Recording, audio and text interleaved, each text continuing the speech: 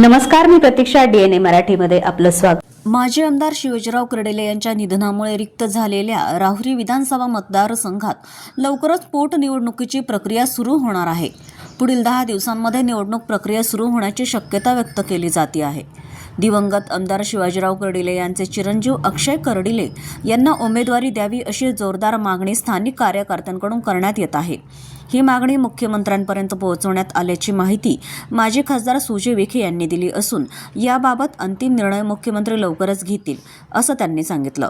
याच पार्श्वभूमीवर बारामती विधानसभा मतदारसंघातही पोटनिवडणूक लागण्याची शक्यता आहे. माजी उपमुख्यमंत्री तथा बारामतीचे आमदार उपमुख्यमंत्री अजित पवार यांच्या निधनानंतर ही जागा रिक्त झाली आहे. त्यामुळे राहुरी आणि बारामती या दोनही मतदारसंघांमध्ये एकाच वेळी निवडणुका होण्याची शक्यता राजकीय वर्तुळात चर्चेत आहे. दोन्ही मतदारसंघातील आमदारांचे अचानक निधन झाल्यामुळे राजकीय पक्षांनी संवेदनशीलता दाखवत महाविकास आघाडी आणि महायुतीने परस्पर चर्चा करून या दोन्ही जागा बिनविरोध ठेवाव्यात अशी मागणी माजी खासदार सुजय विखे यांनी केली आहे. मी तुमचं करेक्शन करतो. मी कोणाला उमेदवारी देणार आहे हे मी वाक्य वापरलेलं नाही.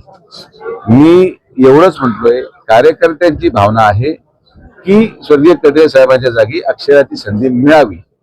कार्यकर्त्यांनी त्यांची भावना मला एक नेतृत्व म्हणून पाहून माझ्याकडे व्यक्त केली. ती त्यांची भावना मी माझ्या नेत्याकडे म्हणजे माननीय मुख्यमंत्र्यांकडे व्यक्त केलेली आहे.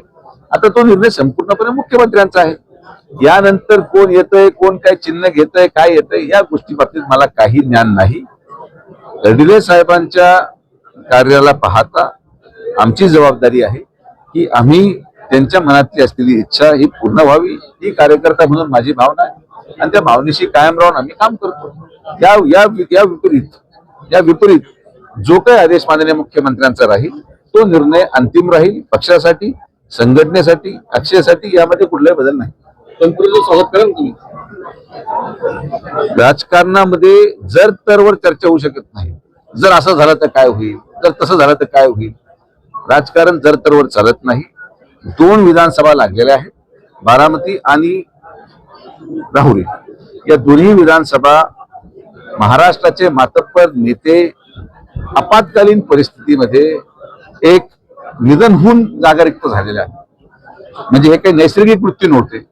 त्यामुळे या दोन्ही जागेंवर महाविकास आघाडी आणि महायुती यांनी समन्वय साधून दोन्ही जागा बिनविरोध कराव्यात. कारण की या दोन्ही जागेंमध्ये निवडणूक व्हावी, त्याच्यावर भाषणं व्हावेत अशी माझी व्यक्तिशः इच्छा नाही. ही देखील भावना मी माननीय पालकमंत्री महोदयांकडे कार्यकर्ता म्हणून व्यक्त केली आणि ते माननीय मुख्यमंत्र्यांशी चर्चा करतील. मी कोणाचं स्वागत करायचं की नाही करायचं हा माझा अधिकार नाही. आमच्यासाठी माननीय मुख्यमंत्री महोदय ज्याला देतील तिकीट त्याला निवडून आणण्यापुरतं आमची जबाबदारी सुरू होते. आम्हाला तिकीट आमच्या उमेदवाराला तिकीट मिळाल्यानंतर मग तो कोणीही व्यक्ती जरी असला तरी त्याला निवडून आणण्याची जबाबदारी आमची. पण तो व्यक्ती सुजय विखे मुळीच नाही हे मी तुम्हाला लिहून देतो. प्रतिनिधी मुंतजीर शेख, DNA मराठी, अहिल्यानगर.